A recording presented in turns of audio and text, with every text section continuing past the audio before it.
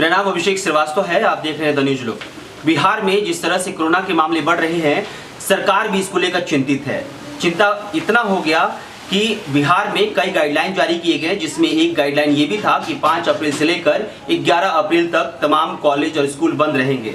लेकिन सरकार के लिए या फिर प्रशासन के लिए इतना आसान नहीं रहेगा, क्योंकि आज एक ऐसी तस्वीर सामने आई जिसमें ये साफ जाहिर हो गया कि बिहार के छात्र इस बात को मानने के लिए बिल्कुल तैयार नहीं है कि बिहार में स्कूल और कॉलेजेस बंद कर दिए जाए। आपको बता दें कि बिहार के सासाराम से एक तस्वीर आई जहां पर कई हजार बच्चे एक साथ इकट्ठा हुए और स्कूल कॉलेजेस बंद करने के विरोध में उन्होंने प्रशासन के साथ हाथापाई भी की। हालांकि हाथापाई की तस्वीर साफ नहीं हो रही है, लेकिन सूत्रों का कहना है कि छात्र इतने गुस्से में थे कि उन्होंने पुलिस के साथ हाथापाई की।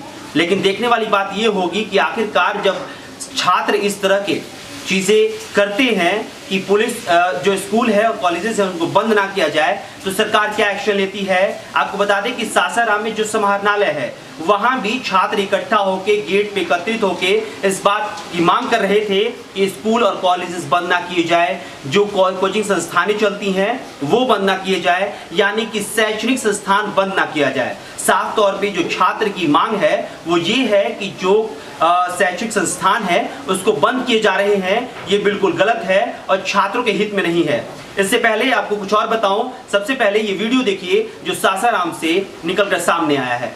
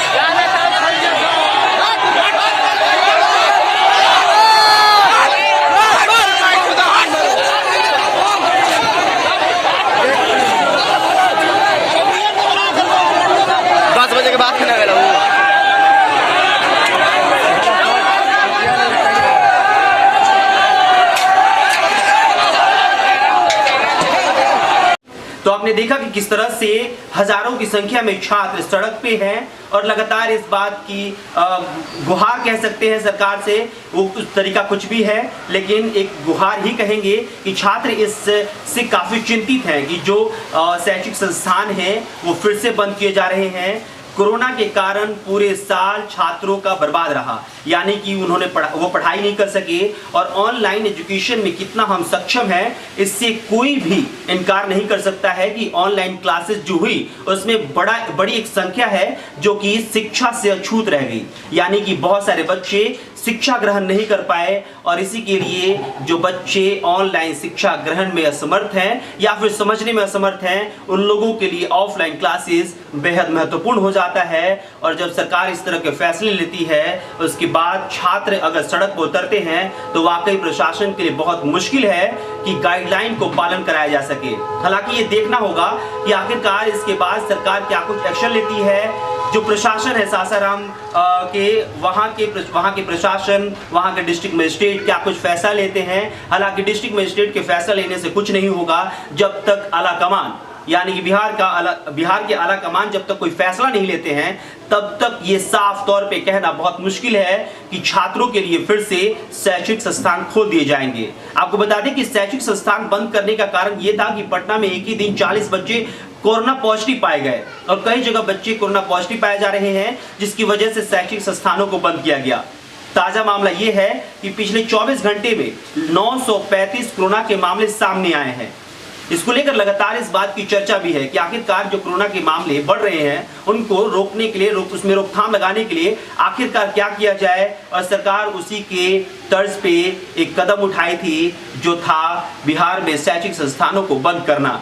हालांकि छात्रों का यह भी दावा है कि आखिरकार जब चुनाव हो गया, जब चुनाव में रैलियां हुई, तब कोरोना के मामले नहीं बढ़े, तो इस समय शैक्षिक संस्थानों से कोरोना के मामले कैसे बढ़ सकते हैं, ये भी कहना आप सोच सकते हैं कि जायज है या फिर नाजायज है। ये आप पर छोड़ते हैं, क्योंकि सरकार ने जिस तरह से कोरोना के मद्देनजर गाइडलाइन जारी किया है, प्रशासन की जिम्मेदारी है कि इन तमाम गाइडलाइन का पालन कराया जाए, और बतौर नागरिक लोगों की भी जिम्मेदारी बन जाती है कि उन गाइडलाइन का पालन किया जाए। हालांकि छात्रों का सवाल जायज भी है कि आखिरकार जब इतनी बड़ी रैली को संबोधित करने नेता पहुंचते थे, उस समय कोरोना के मामले क्यों नहीं बढ़ते थे। आखिरकार जब इतने बड़े चुनाव के माहौल को एक महापर्व कहा जाता है, उसको संपन्न करा लिया गया, तो आखिरकार शैक्षिक संस्थानों से कोरोना के मामले कैसे बढ़ रहे हैं। इन तमाम सवालों पे आप भी सोचिएगा, सरकार को भी सोचने की जरूरत है, क्योंकि सड़क पे अब छात्र हैं और छात्र इस बात की मांग कर रहे हैं कि शैक्षिक संस्थानों को बंद ना किया जाए,